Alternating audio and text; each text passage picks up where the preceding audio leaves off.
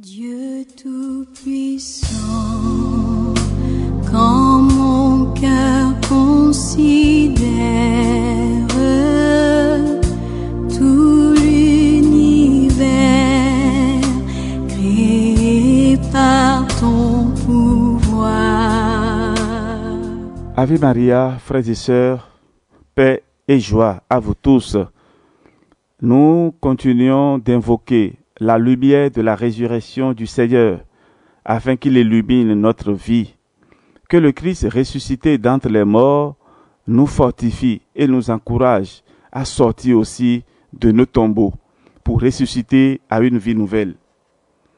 Dans la dernière méditation, nous avions parlé de Anne et je vous avais promis que dans la suite, nous allons parler de deux personnes qui portent le prénom Anne, une de l'Ancien Testament, la mère de Samuel, et l'autre du Nouveau Testament, la prophétesse. Alors aujourd'hui, nous allons commencer notre méditation avec Anne, la mère de Samuel. Prière de demande, gratuité et action de grâce. Anne était la première épouse d'Elkana, le Suffite. Vous pouvez lire cela dans le premier livre de Samuel, chapitre 1, verset 2. Et habitait Rama, dans la montagne d'Éphraïm. Bien qu'étant la préférée de leur mari, Anne était stérile et devait supporter au quotidien les moqueries et les humiliations de sa coépouse Pénina. Frères et sœurs, Dieu peut permettre qu'une femme belle et aimée de son mari soit stérile et qu'elle soit frappée de toute autre infirmité. À l'occasion d'un pèlerinage à Silo, dans les larmes et les gémissements, Anne prie et demande au Seigneur de lui donner un fils qui lui sera consacré. Premier livre de Samuel, chapitre 9 jusqu'au chapitre 11. Réconfortée par le prêtre Élie, elle retourne à Rama avec son mari, où elle met au monde un fils qu'elle nomme Samuel. Eh bien, face aux moqueries et aux humiliations qu'une femme peut connaître à cause de sa stérilité, elle doit garder le silence et se confier uniquement au Seigneur dans la prière. Ô sublime mystère, qu'un Dieu si grand ait pu penser à moi. Oui, nous bénissons le Seigneur. Lui qui est si grand pense à chacun de nous. Frères et sœurs, Dieu exauce toujours une prière, une demande juste, sincère et qui est faite avec confiance. Une fois l'enfant sevré, Anne le présente au temple de Silo pour le consacrer au Seigneur. Tout ceci est dans le premier livre de Samuel et je vous invite à lire ce livre de l'Ancien Testament. Elle bénit Dieu dans un cantique d'action de grâce où elle célèbre la toute-puissance de Yahvé, le maître des destinées humaines. Il s'agit du prototype du Magnificat. Anne revenait voir l'enfant chaque année et par la suite, elle mettra au monde 3 fils et 2 filles. Premier livre de Samuel, chapitre 2. Les parents, frères et sœurs bien-aimés, les parents doivent avoir à cœur de consacrer très tôt leurs enfants au Seigneur. Il faut donc vite baptiser les enfants. Devant les merveilles que le Seigneur accomplit dans notre vie, la meilleure disposition est la prière d'action de grâce. Nous bénissons donc le Seigneur pour la vie de cette Anne dont nous venons de parler. Les douleurs de la terre, je pourrais voir les splendeurs de son ciel. Je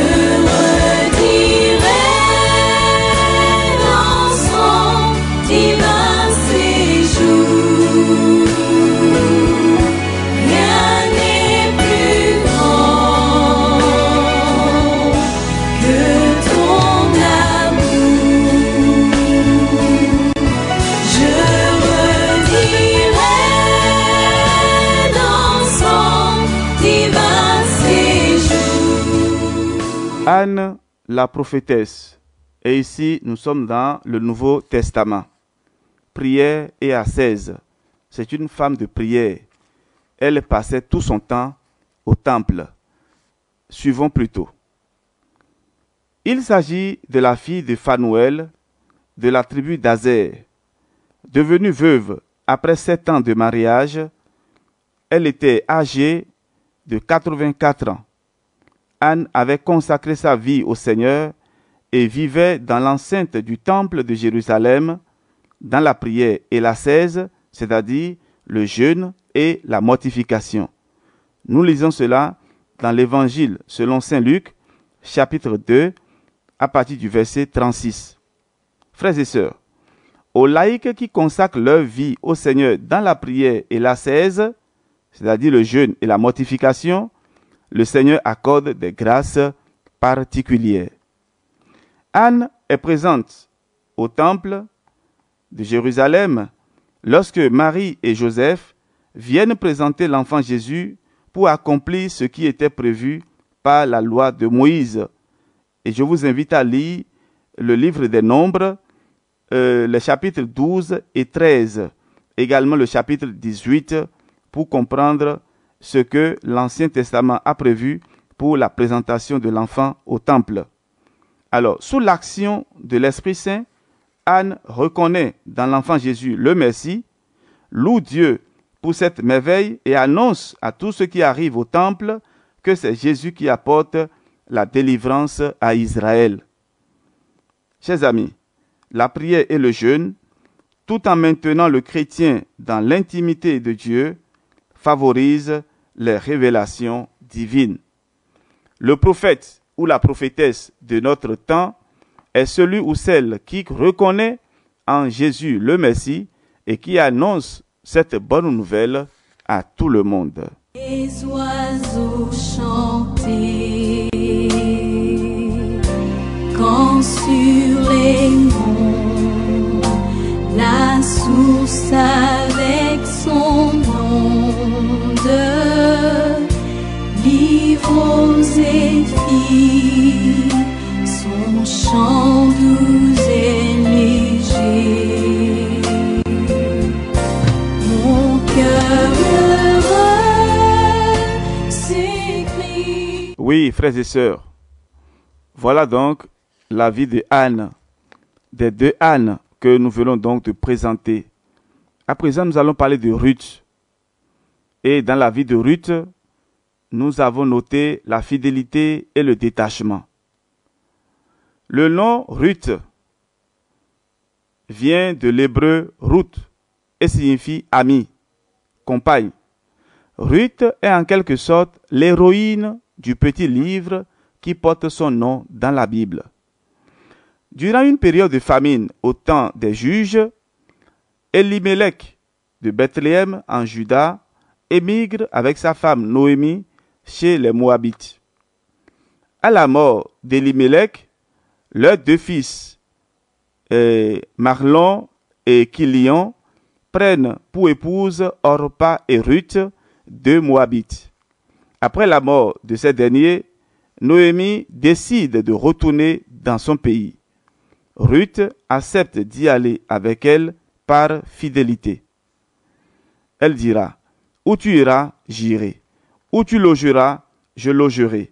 Ton peuple sera mon peuple et ton Dieu sera mon Dieu. » Vous pouvez lire cela dans le livre de Ruth, chapitre 1er. Je vous invite d'ailleurs à lire tout le livre de Ruth.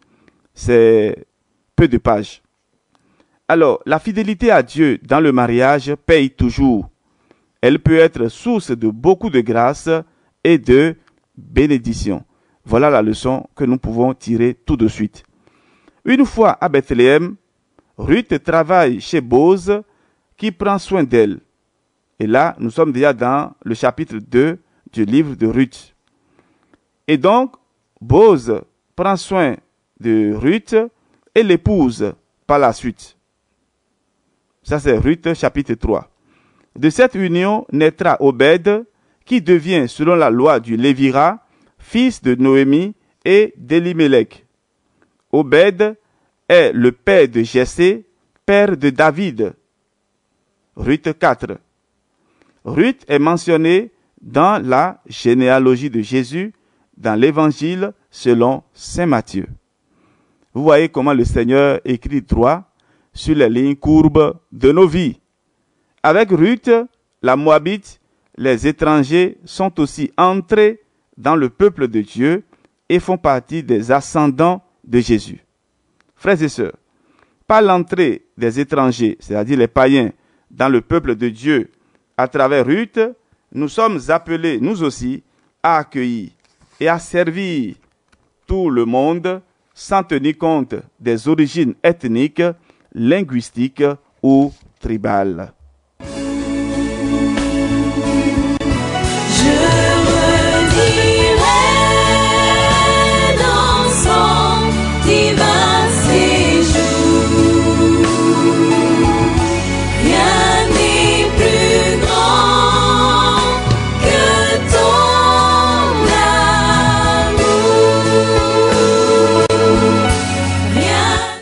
Alors, à présent, nous allons parler de Esther. Et je vous prie d'écouter attentivement la vie de Esther. Le nom Esther vient soit de l'hébreu Esther, qui signifie simplement étoile. Et dans la Bible, Esther est l'héroïne du livre qui porte ce nom. Esther, fille d'Abihaïl, est une orpheline juive, jeune et belle, déportée en Perse, en Babylonie, au temps de Nabuchodonosor, et élevée par son cousin et tuteur Mardochée, un notable de la tribu de Benjamin. Le Seigneur ne peut pas nous priver de tout, frères et sœurs. Il nous laisse toujours un don, un talent qui nous permettra d'émerger dans la vie. Et voici la suite. La reine Vasti, ayant été répudiée pour son insoumission, le roi Assuérus est à la recherche d'une jeune fille digne de la remplacer. Ça, c'est le livre de Esther, chapitre 1er. Choisie parmi les candidates, Esther, sans avoir révélé ses origines juives, trouve grâce aux yeux du roi et reçoit le diadème royal. Ça, c'est Esther, chapitre 2. Frères et sœurs, le Seigneur prend soin des orphelins, des orphelines. Leur étoile finit toujours par briller au jour fixé par le Seigneur. Mardochée, par l'intermédiaire d'Esther, avait permis de déjouer un complot ourdi contre le roi et sauver ainsi la vie de ce dernier. Mais il était resté dans l'anonymat.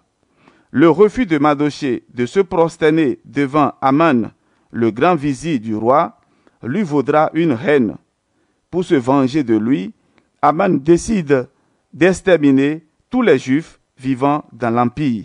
Nous trouvons cela dans le 3e chapitre du livre de Esther. Frères et sœurs, chaque fois qu'il nous est possible de déjouer un complot qui vise le mal, nous ne devons pas hésiter. Quel que soit le pouvoir et la puissance d'un être humain, il ne doit pas vouloir prendre la place de Dieu au point d'exiger qu'il soit adoré comme tel. L'on ne doit pas décider d'exterminer injustement, par haine ou par jalousie, une communauté minoritaire et faible. Pour sauver les Juifs, Mardochée demande à la reine Esther d'obtenir auprès du roi Assuérus la grâce du peuple. Mais en se présentant devant le roi sans y avoir été convoquée par lui, elle courait le risque d'être mise à mort. Oui, frères et sœurs, le Seigneur a accordé aux femmes de grandes qualités diplomatiques que les hommes doivent savoir exploiter. Les femmes qui assument les fonctions d'épouse ou de collaboratrice des grands hommes d'État ne doivent pas manquer de leur prodiguer des conseils qui vont dans le sens de la défense, de la sauvegarde et de la protection des minorités, des faibles, des pauvres, des petits, malgré ce que cela peut leur coûter. Eh bien, sachant le grand risque qu'elle encourt, Esther va préparer cette rencontre par la prière et le jeûne durant 3 jours. Lorsqu'elle se présente devant le roi dans toute sa splendeur, non seulement son audace est pardonnée, mais elle reçoit également la promesse du roi de satisfaire sa demande. Pour présenter une doléance juste et obtenir gain de cause auprès d'un homme influent, la femme doit mettre l'accent sur les moyens spirituels, le jeûne et la prière, et en même temps soigner sa mise extérieure. C'est durant le festin qu'elle organise le lendemain pour le roi et son vizir Haman qu'Esther décide de présenter sa doléance. C'est également le même jour que le vizir du roi a prévu la pendaison de Mardochée sur un gibet et l'extermination des Juifs. Nous lisons ceci dans le 5e chapitre du livre de Esther. La nuit qui précède le festin, en écoutant la lecture des annales, le roi Assuérus décide de récompenser hautement celui qui lui a sauvé sa vie en déjouant le plan monté contre lui. C'est ainsi que le vizir Haman se trouve, contrairement à ses attentes, en train de proclamer la gloire de Mardochée qu'il projetait de pendre. Un bienfait n'est jamais oublié, frères et sœurs. Le Seigneur permet toujours que le bénéficiaire s'en souvienne au bon moment. Le jour du festin, Esther révèle au roi ses origines juives et le prie d'annuler le décret sur l'extermination de ses frères. Ayant été dénoncé comme le responsable de ce projet et parce que, surpris dans une posture méprisante devant la reine et blessante pour le roi, le vizir Haman est pendu au gibet qu'il avait prévu pour Mardochée. Le mal que nous pouvons planifier contre les autres finit toujours par retomber sur nous. Mardochée devient immédiatement le nouveau vizir du roi et les Juifs épargnés obtiennent du roi l'autorisation officielle de massacrer ceux qui projetaient leur mort. Pour les Juifs, la fête des Purim, c'est-à-dire les sorts, est ce jour où ils célèbrent la victoire sur leurs ennemis. Esther chapitre 9. Frères et sœurs, le Seigneur veille et protège tout le monde, et particulièrement les minorités, les faibles, les petits. Le Seigneur peut aussi se servir d'une jeune femme fragile pour sauver, libérer son peuple d'une extermination. C'est ainsi que s'achève notre méditation de ce jour et nous bénissons le Seigneur pour tout ce qu'il nous a permis de réaliser aujourd'hui. Alors, au fur et à mesure, je vous parlerai de certains livres très importants que vous pouvez lire pour approfondir ce thème, les grands personnages de la Bible. Nous nous servons du livre de l'abbé Serge Eboa du diocèse de Douala au Cameroun, Le secret des grands personnages de la Bible. Et nous sommes heureux de partager donc avec vous le contenu de ces recherches. Nous avons aussi d'autres livres qui pourront donc vous aider. Et je vous invite, frères et sœurs, à lire la Bible, à vous approprier la parole du Seigneur et vous serez heureux. Que le Seigneur vous bénisse et vous protège au nom du Père et du Fils et du Saint-Esprit. Amen. On se retrouve demain pour la suite. De tout mon être, alors s'élève un chant. Dieu Tout-Puissant, que tu